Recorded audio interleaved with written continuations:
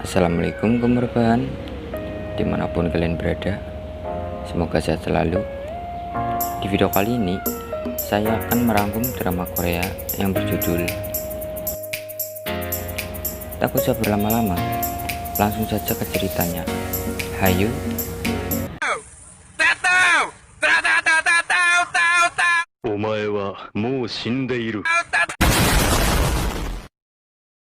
Diperlihatkan seorang mahasiswa yang akan pergi ke kampus menggunakan skuter elektriknya. Ia bernama Huiso, mahasiswa jurusan teknik yang tak pandai bersosialisasi. Terlihat di kampus sangat meriah karena ada pameran antar jurusan. Sesampainya di kampus, Huiso bertemu dengan kedua temannya yang sedang menjaga standnya. Mereka menyediakan jasa memperbaiki sepeda kepada pengunjung secara gratis. Bukannya mempersiapkan alat-alat, mereka malah asik bermain robot virtual hingga menghiraukan pengunjung yang datang.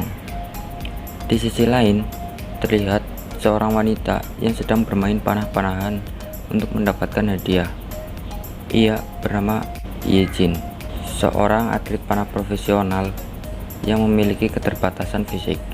Karena jago dalam memanah, ia pun berhasil mendapatkan hadiah utama. Pemilik stand tersebut menyadari jika Yejin adalah seorang profesional dan marah karena merasa dicurangi. Namun, karena tak ada peraturan yang tertulis sebelumnya, dia itu pun terpaksa diberikan. Saat ia pergi, kursi rodanya tak bisa dikendalikan. Hal itu membuatnya terus melaju kencang hingga akhirnya ia tersungkur ke dalam stand jurusan teknik. Huiso yang ada di sana bukannya menolong, ia malah fokus kepada kursi rodanya dan berkata bahwa rem kontrolnya sudah rusak. Akhirnya ia pun memperbaiki bagian-bagian yang rusak. Singkat cerita, ia pun selesai memperbaiki. Terlihat Yejin yang sangat senang dan memuji bakat Huiso. Karena Yejin tak mau berhutang budi, ia pun mengajak Huiso makan bersama dan mentraktirnya. Lalu Huiso merekomendasikan tempat makan yang menurutnya enak, namun tempatnya jauh dan harus melewati tangga. Huiso yang tidak peka, ia hanya diam. Lalu Yejin berkata jika mau makan di tempat itu, Huiso harus menggendongnya. Namun untungnya makanan di sana enak, yang membuat Yejin tersenyum senang memakan makanannya. Setelah mereka selesai makan, masalah baru muncul, di mana kursi roda milik Yejin hilang. Akhirnya Yejin dijemput oleh adiknya. Karena merasa bertanggung jawab, Huiso memberikan kartu mahasiswanya sebagai jaminan bahwa dia akan mengganti kursi rodanya yang hilang. Di saat itulah Yejin menyadari bahwa Huiso adalah sosok yang spesial. Sementara itu, Huiso kembali ke standnya. Ia membuka situs online untuk mencari kursi roda itu. Namun, harganya yang terlalu mahal membuat Huiso tak sanggup menggantinya. Kemudian, temannya menyarankan untuk membuat sendiri. Sebagai mahasiswa jurusan teknik, Huiso tahu bagaimana cara membuatnya. Kemudian, ia langsung bergegas pulang dan merancang kursi roda itu di bengkel sepeda milik keluarganya. Sementara itu, ayah Yejin marah kepadanya karena telah ceroboh. Nampak hubungan mereka itu kurang baik. Lalu Yejin menegaskan bahwa dia bisa mengatasi masalahnya sendiri. Beberapa hari kemudian, setelah kursi roda itu selesai dibuat, Huiso pergi ke tempat Yejin berlatih panahannya. Setibanya di sana, ia bertemu Yejin dan dua temannya yang juga memiliki keterbatasan fisik. Lalu Huiso memberikan kursi roda itu dan menjelaskan bahwa dia membuatnya sendiri karena tak sanggup untuk membeli yang baru. Yejin pun mencobanya. Setelah mencobanya, dia sangat gembira. Dan setelah itu, Yejin mengajak Huiso dan kedua temannya ke sebuah tempat. Mereka pergi ke sebuah gudang lalu minum-minum untuk merayakan kursi roda baru milik Yejin. Namun, Huiso tak sanggup untuk meminumnya. Yejin pun menegaskan bahwa ia harus minum jika mau berteman dengannya. Huiso pun minum hingga teler dan tak sadarkan diri. Lalu Yejin mengantarnya pulang menggunakan taksi dan bertemu dengan kedua orang tuanya Wiso yang sedang memperbaiki sepeda. Yejin meminta maaf kepada ibu Wiso karena sudah mengajak Wiso minum bersama. Namun, sang ibu menjelaskan bahwa dia senang karena berkat Yejin, anaknya itu bisa bersosialisasi layaknya seorang pria pada umumnya. Belum sempat mengobrol lama, Yejin harus pergi karena pelatihnya sudah menunggu. Esok harinya, jurusan teknik dan elektro akan mengadakan pertandingan airsoft gun. Karena kekurangan pemain, akhirnya Wiso mengajak Yejin untuk bergabung. Singkat cerita, akhirnya mereka berhasil memenangkan pertandingan berkat bantuan Yejin yang mengalahkan mereka dengan caranya sendiri. Dari situlah, mereka pun semakin dekat dan saling mengenal satu sama lain. Setelah itu, Yejin kembali dihadapkan dengan perilaku sang ayah yang selalu mengatur kehidupannya. Sang ayah bermaksud untuk menjodohkan Yejin dengan anak pegawai yang bekerja di toko miliknya. Yejin pun tak mau, karena ia yakin pernikahan itu hanya karena sebuah harta, bukan karena pria itu tulus mencintainya. Yejin yang merasa dirinya sudah dibuang, lalu marah dan pergi.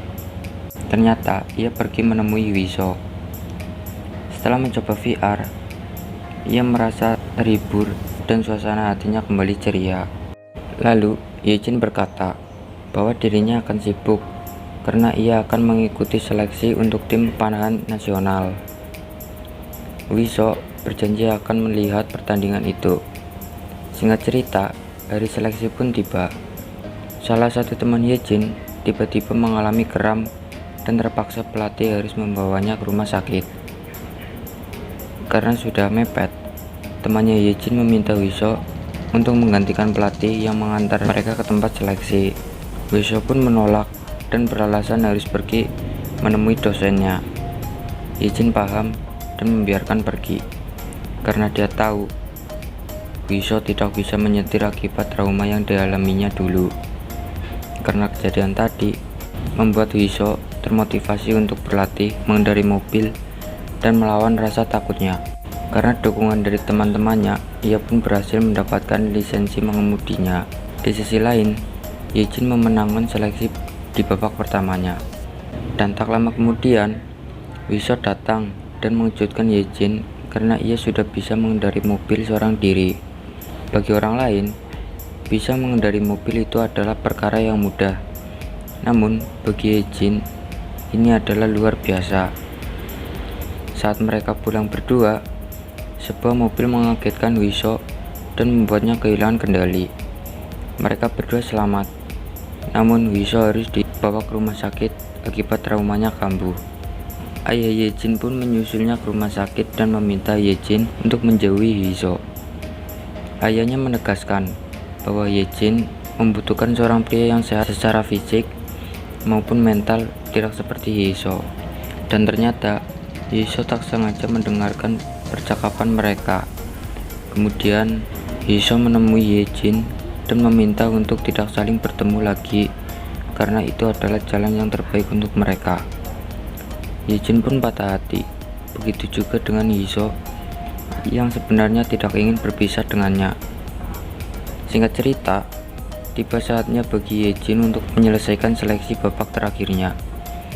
Seleksi itu begitu berat karena beban pikiran yang ia alami. Di saat yang sama, Wiso menyadari bahwa Yejin membutuhkan dukungan darinya. Kemudian, ia kembali memberanikan diri dan pergi ke tempat seleksi bersama teman-temannya yang sudah menunggu. Setibanya di sana, Wiso bergegas menemui Yejin dan berkata, 근데 이제 도망 다니는 건 그만할래. 네 옆에 있고 싶어. 내가 힘들 때 옆에 있어주고 싶고 위로해주고 싶어. saat pertandingan dilanjut, ia mendapatkan skor yang sama dengan lawannya. Dan di kesempatan terakhirnya, ia mengerahkan seluruh kemampuannya dan memenangkan seleksi tersebut. Keluarga dan teman-temannya turut berbahagia.